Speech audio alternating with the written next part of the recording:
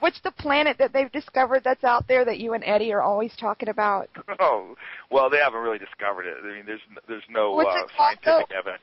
It's called Nibiru. Yeah, Nibiru. Yeah. But the idea is based on Zecharia Sitchin, who is a biblical scholar, who is a guy who translated the Sumerian text. Sumerian text is the oldest known written language. Sumer was the oldest known civilization. They accomplished so many firsts in as far as what we know about human history. We attribute them to having discovered the wheel, written language, mathematics, astronomy, astrology. I mean, we're talking about 6,000 years ago. They had a detailed map of the solar system 6,000 years ago with all of the planets in the proper size and the proper orbit, including Pluto.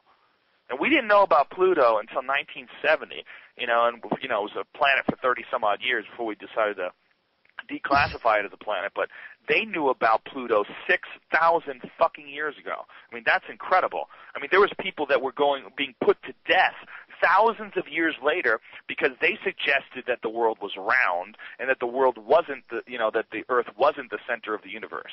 Thousands of years after the Sumerians, people were put to death for those notions. But the Sumerians knew about it. When they also said that everything they learned from the Anunnaki. And the literal translation of the word Anunnaki is those from heaven to earth came. And it's the Elohim in the Bible. And the idea of the Elohim, like in the Bible, the way Zecharia Sitchin breaks it down, is that it's those who came down, or the gods, or giants. And there's all these different ways of describing or translating what he said. But what he attributes it all to is another planet that it's on an elliptical orbit that comes in between Mars and Jupiter every 3,600 years. And this planet is called Nibiru. And what Zecharia Sitchin says, and this is where it gets really kooky, he says that human beings are the product of accelerated evolution, and that what these Nibiru people, these Anunnaki, have done is fuck with their DNA and create human beings. So they would add, Anunnaki DNA and create us.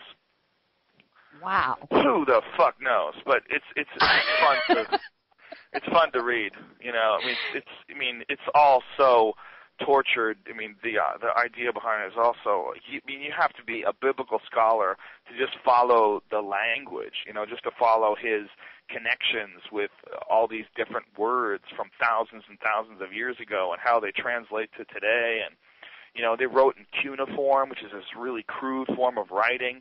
But the really interesting thing are the photographs of the clay tablets that these people made back then. The inscriptions that show the solar system, the inscriptions that show they had the double helix for DNA. That they already understood that back then, 6,000 years ago, and that was their symbol for medicine, which is still our symbol for a pharmacy. In a pharmacy, they have the caduceus. They have the two snakes that wrap around. You know that? When you see that in a pharmacy? It's for all medical. I'm a nurse, and it's for all of the medical profession.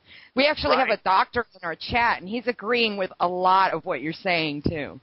Oh, well, that's what he said represented it. He said that represented a double helix of DNA, and that they understood this. There's images back then from 6,000 years ago that Zecharia Sitchin believes is a depiction of genetic evolution, or genetic manipulation.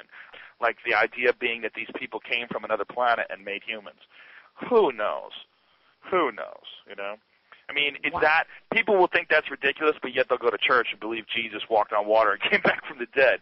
It's like what people choose to believe is ridiculous and not believe is ridiculous is very fascinating. Human beings are very curious animals. Hey, you know what, Joe? Jesus didn't tap.